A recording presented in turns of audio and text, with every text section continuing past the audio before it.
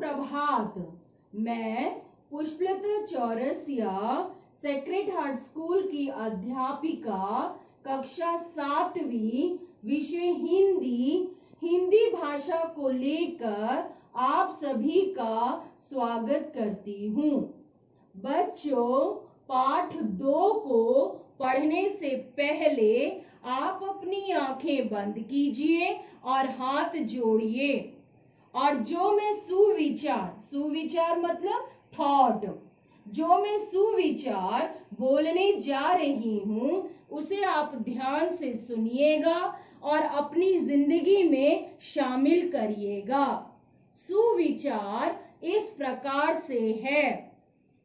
सत्य किसी व्यक्ति विशेष की संपत्ति नहीं है, बल्कि ये सभी व्यक्तियों का खजाना है। कहने का तात्पर्य ये है बच्चों कि सत्य किसी का एक नहीं है, इस पर सभी का कार्य चल सकता है अपनी सच्चाई से। तो बच्चों, अब आप अपनी आंखें खोलिए। आज का दिनांक 29/6/20 है। पाठ 2 का भाग 1। और पाठ का क्या नाम है? पाठ का नाम है सत्य और अहिंसा। सत्य और अहिंसा एक निबंध है और लेख भी है।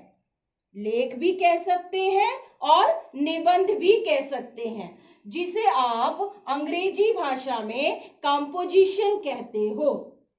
सत्य और अहिंसा एक लेख है। लेख मतलब अपने विचारों को प्रकट करना, तरह तरह के विचारों को एकत्रित करके एक साथ इकट्ठा करना, विचारों को जानना, उसे हम निबंध नहीं तो लेख भी कहते हैं। सत्य और अहिंसा एक लेख और निबंध है, तो उसको लिखने वाले को हम क्या कहते हैं?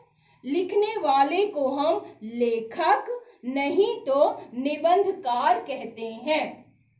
तो लेखक और निबंधकार का क्या नाम है यहाँ पर?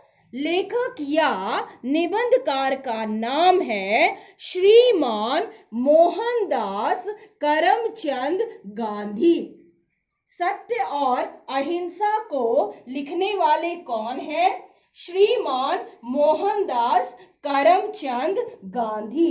ये देखिए चित्र में श्रीमान मोहनदास करमचंद गांधी। मोहनदास करमचंद गांधी कौन? मोहनदास करमचंद गांधी को हम राष्ट्रपिता नहीं तो बापूजी भी कहते हैं। महात्मा गांधी जिन्होंने स्वतंत्रता के लिए सत्य और अहिंसा का मार्ग अपनाया था। इस पाठ को समझने के लिए, यानी कि सत्य और अहिंसा को समझने के लिए, मैंने इसकी ढांचा 4 भागों में बांटा है, यानी इसकी रूपरेखा 4 रूपों में बांटा है। पहला, शीर्षक का मतलब। शीर्षक का क्या मतलब होता है बच्चों? शीर्षक का मतलब अंग्रेजी भाषा में टाइटल होता है। तो यहाँ पर पाठ का नाम हुआ शीर्षक। तो शीर्षक क्या है? सत्य और अहिंसा। तो शीर्षक को हम पहले समझेंगे। दूसरा, लेखक का परिचय। लेखक मतलब जो सत्य और अहिंसा लेख को जिन्होंने लिखा है, यानी कि श्रीमान मोहनदास करमचंद गांधी जी ने लिखा है, तो हम उनका जन्म, उनकी मृत्यु, उनके माता पिता और साहित्य में उन्होंने कितना योगदान दिया, उनके बारे में हम समझेंगे। तीसरा, कठिन शब्दों का उच्चारण। बहुत सारे कठिन शब्द आते हैं और साहित्य को पढ़ने के लिए, क्योंकि आप 7वीं कक्षा में पढ़ते हो, तो आपको कठिन शब्दों का उच्चारण यानी बोलना आना चाहिए।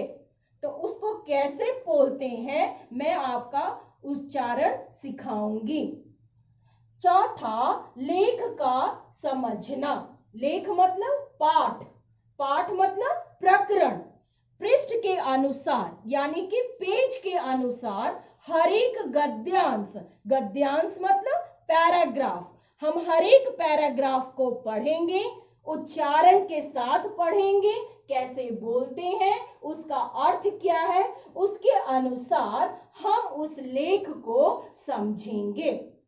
तो सबसे पहले शीर्षक का मतलब, शीर्षक मतलब पाठ का नाम। तो पाठ के नाम को हम समझते हैं।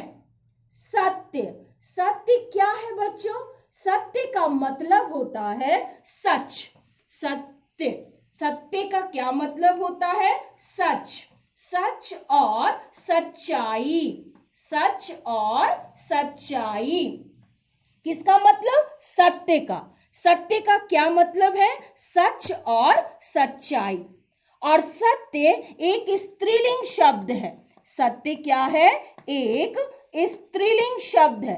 स्त्रीलिंग मतलब आपने लिंग पढ़ा है कि जिन शब्दों से पुरुष और स्त्री जाति का बोध होता है उसे हम क्या कहते हैं? लिंग कहते हैं। और जिस शब्द से हमें स्त्री जाति का बोध होता है उसे हम क्या कहते हैं? स्त्रीलिंग कहते हैं। और जिस शब्द से पुरुष जाति का बोध होता है उसे हम क्या कहते हैं? उसे हम पुल्लिंग कहते हैं। तो ये जो सत्य शब्द है वो स्त्री जाति का बोध कराता है, इसीलिए सत्य शब्द यहाँ पर स्त्रीलिंग है। और सत्य का क्या मतलब है बच्चों? यहाँ पर सच और सच्चाई, यानी कि अपनी जिंदगी को ऐसा बनाना कि हमेशा सत्य की भावना पर आगे चलते रहना है। सच बोलना ही कोई सत्य नहीं होता, लेकिन निस्वार्थ यानी कि बिना स्वार्थ के, बिना मतलब के अगर हम किसी की मदद करते हैं तो वो भी सत्य के बराबर ही होता है। जैसे महात्मा गांधी जी ने अपनी जिंदगी में किया था।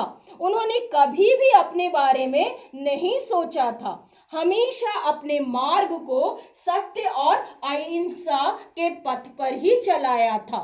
कभी वो अपने मार्ग, मार्ग मतलब रास्ता, कभी भी अपने रास्ते से वो हटे नहीं थे। सत्य और अहिंसा के रास्ते से कभी भी वो हटे नहीं थे।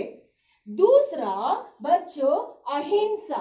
अहिंसा का क्या मतलब है? यहाँ पर अहिंसा शब्द भी मतलब है किसी को मारना नहीं, किसी को दुख नहीं पहुंचाना। अहिंसा का क्या मतलब है बच्चों?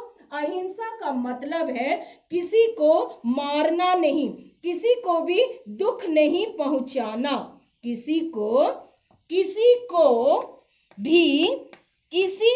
भी दुख नहीं पहुंचाना, किसी को भी दुख नहीं पहुंचाना, नहीं पहुंचाना, किसी को भी दुख नहीं पहुंचाना, ये होता है अहिंसा का मतलब। और अहिंसा भी क्या है बच्चों? एक स्त्रीलिंग शब्द है। अहिंसा भी क्या है? एक स्त्रीलिंग शब्द है। जैसे सत्य है वैसे ही अहिंसा भी एक स्त्रीलिंग शब्द है। एक क्या है? स्त्रीलिंग शब्द है, यानी कि स्त्री जाति का बोध कराता है। तो कहने का यहाँ पर शीर्षक का क्या मतलब हुआ? शीर्षक का मतलब हुआ कि हमें अपनी जिंदगी में सत्य और अहिंसा का मार्ग अपनाना चाहिए, सच्चाई का मार्ग अपनाना चाहिए, सच्चाई के रास्ते पे चलना चाहिए, झूठ के रास्ते पे कभी भी नहीं चलना चाहिए, क्योंकि झूठ का रास्ता अधिक समय के लिए नहीं होता। सत्य का विलोम शब्द क्या है बच्चों? सत्य का विलोम शब्द है असत्य। सत्य का विलोम शब्द क्या है बच्चों? असत्य। और अहिंसा का विलोम शब्द क्या हुआ? अहिंसा का विलोम शब्द हुआ हिंसा। अहिंसा का विलोम शब्द क्या हुआ बच्चों? हिंसा। हिंसा यानी कि हमें अपने मार्ग को हमेशा सच के रास्ते पे और अहिंसा के मार्ग पर चलना चाहिए, बिना निस्वार्थ के। बिना निस्वार्थ के यानी कि उसमें स्वार्थ नहीं होना चाहिए कि तू मुझे दे तो ही मैं तुझे दूंगा। जैसे बच्चे करते हैं ना, आज तू मुझे कुछ खाने के लिए दे तभी मैं तुझे कुछ दूंगा, या आज तू मुझे खिला तब मैं कल तुझे खिलाऊंगा। तो ये होता है स्वार्थ की भावना, मतले की भावना, यानी कि तू मुझे करेगा, तू मेरी मदद करेगा तभी मैं आपकी मदद करूंगा या करूंगी, आप मेरी मदद कीजिए मैं आपकी मदद करूंगा। इस तरीके की जो भावना होती है बच्चों, वो स्वार्थ की भावना होती है। तो हमें सत्य और अहिंसा के मार्ग पर चलने वाले लोग हमेशा निस्वार्थ यानी बिना स्वार्थ के वो कार्य करते हैं, बिना स्वार्थ के कार्य करते हैं, बिना मतलब के अपना कार्य को आगे बढ़ाते हैं। दूसरा, इसमें मोहनदास करमचंद गांधी जी ने बताया है कि सत्य ही ईश्वर है। सत्य क्या है? ईश्वर का रूप है। सत्य क्या है बच्चों? सत्य ही ईश्वर का रूप है।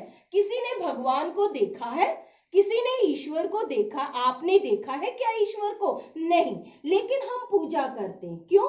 क्योंकि ईश्वर ही सत्य है और सत्य ही ईश्वर का रूप है। तो मोहनदास करमचंद गांधी जी कहते हैं कि सत्य क्या है?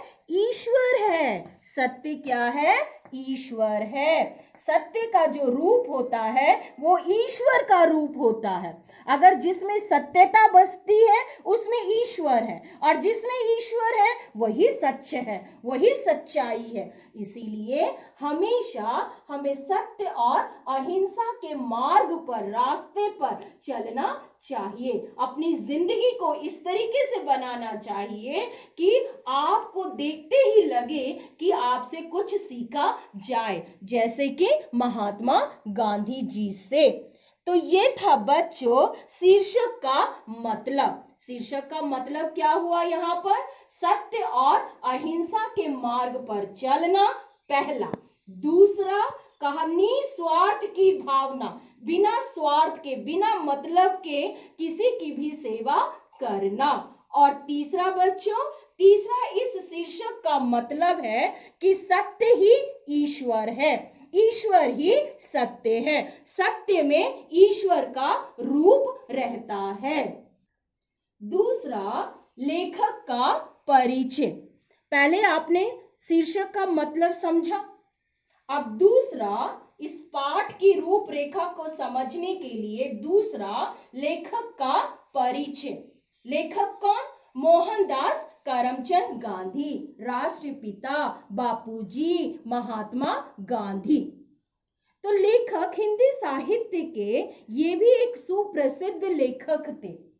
ये लेखक जो थे, ये देखिए, ये मोहनदास करमचंद गांधी जी हैं।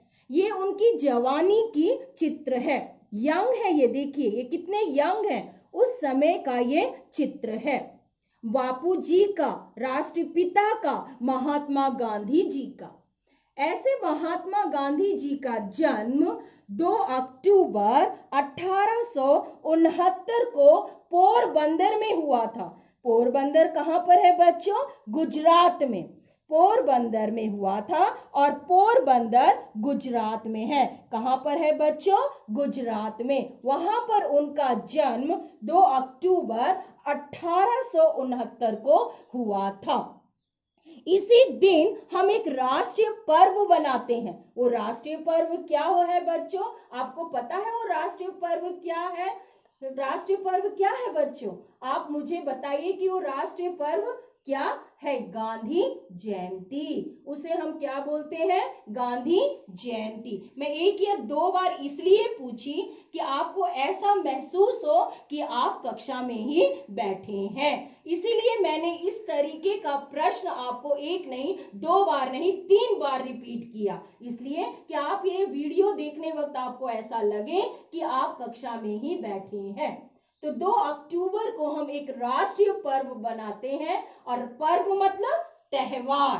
पर्व मतलब क्या होता है बच्चों? त्योहार, यानी कि फेस्टिवल।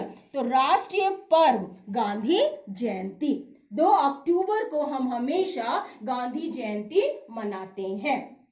पोरबंदर में उनका जन्म हुआ था। ऐसे महान व्यक्ति के माता पिता का क्या नाम था? उनके माता का नाम श्रीमती पुतलीबाई था। श्रीमती पुतलीबाई उनके माता का नाम था। वो बड़े ही धार्मिक विचारों की थी, पूजा पाठ करती रहती थी, और यही संस्कार उनके बेटे पर पड़ा। तभी उन्होंने वैष्णव धर्म को अपनाया। जो उनके घर का माहौल था वो धार्मिक माहौल था, और वही धार्मिक माहौल उनके ऊपर आया, और उन्होंने वैष्णव धर्म को अपनाया। किसने? महात्मा गांधी जी ने। ऐसे महान व्यक्ति के पिता का नाम क्या था? श्रीमान करमचंद गांधी। श्रीमान करमचंद गांधी था उनके पिता का नाम। उन्हीं के नाम से राष्ट्रपिता महात्मा गांधी का नाम पड़ा, मोहनदास करमचंद गांधी। उन्होंने अपने बेटे को बहुत ही अच्छे संस्कार दिए थे, राष्ट्रपिता बापूजी को। राष्ट्रपिता की उपाधि किसने दी थी उन्हें? सुभाष चंद्र बोस जी ने। सुभाष चंद्र बोस जी ने 1974 यानी 1944 में उन्हें राष्ट्रपिता कहा था। तभी से बापूजी का नाम राष्ट्रपिता हो गया। राष्ट्रपिता मतलब राष्ट्र के पिता। राष्ट्र के पिता यानी भारत राष्ट्र के पिता कहलाए गए।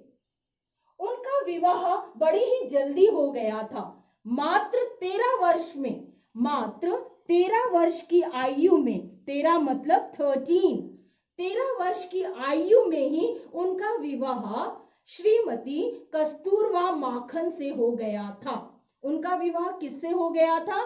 कस्तूरबा माखन से हो गया था। बाद में उन्होंने अपनी पत्नी का नाम छोटा कर दिया और उन्हें कस्तूरबा कहने लगे, और प्यार से अपनी पत्नी को वाह कहते थे। अपनी पत्नी को क्या कहते थे? वाह कहते थे बच्चों। ये देखिए उनकी पत्नी का ये चित्र है, और पत्नी का क्या नाम है? कस्तूरबा गांधी, और ये महात्मा गांधी जी हैं। ये है महात्मा गांधी और उनकी पत्नी कस्तूरबा गांधी। और उन्होंने अपनी पत्नी के साथ कदम से कदम मिलाकर भारत को गुलामी से स्वतंत्रता में बदला था। लेकिन दुर्भाग्यवश से किसी कारण से उनके ही चाहने वाले लोगों ने, उनके ही सहयोगियों ने उन्हें गोली मारकर उनकी हत्या कर दी थी। उनकी हत्या यानी कि उनकी मृत्यु 30 जनवरी 1948 को हुआ था। महात्मा गांधी की मृत्यु कब हुई थी बच्चों? महात्मा गांधी की मृत्यु यानी कि उनकी हत्या उनके ही सहयोगी लोगों ने 30 जनवरी 1948 को कर दिया था, जिसके कारण उनकी मृत्यु हो गई थी। मरने वक्त उनके मुंह से एक ही शब्द निकला, हे राम। क्या निकला? हे राम। तो इस तरीके से बच्चों ये थी महात्मा गांधी यानी कि लेखक का परिचय, जिन्होंने अपने देश के लिए हमेशा लोगों से यही कहा कि सत्य और अहिंसा का मार्ग अपनाओ। सत्य और अहिंसा के मार्ग पर चलोगे तो थोड़ी तकलीफें जरूर होंगी, थोड़ी तकलीफें आएंगी जिंदगी में, लेकिन सफलता आपको ही मिलेगा, कामयाबी आपको ही मिलेगी। और इस तरीके से उनकी बातों को लेकर क्रांतिकारियों ने अपना कदम से कदम बढ़ाया और अपने देश को ब्रिटिश राज्यों से आजादी दिलवाई। तो इस तरीके से बच्चों आज हमने पाठ 2 के भाग 1 में शीर्षक का मतलब और लेखक के परिचय को जाना। भाग 2 में मैं इस पाठ के शुद्ध उच्चारण और पृष्ठ के अनुसार आपको पाठ का सार समझाऊंगी। आप अपने माता पिता के साथ हमेशा खुश रहिएगा, यही मेरा आशीर्वाद है। धन्यवाद।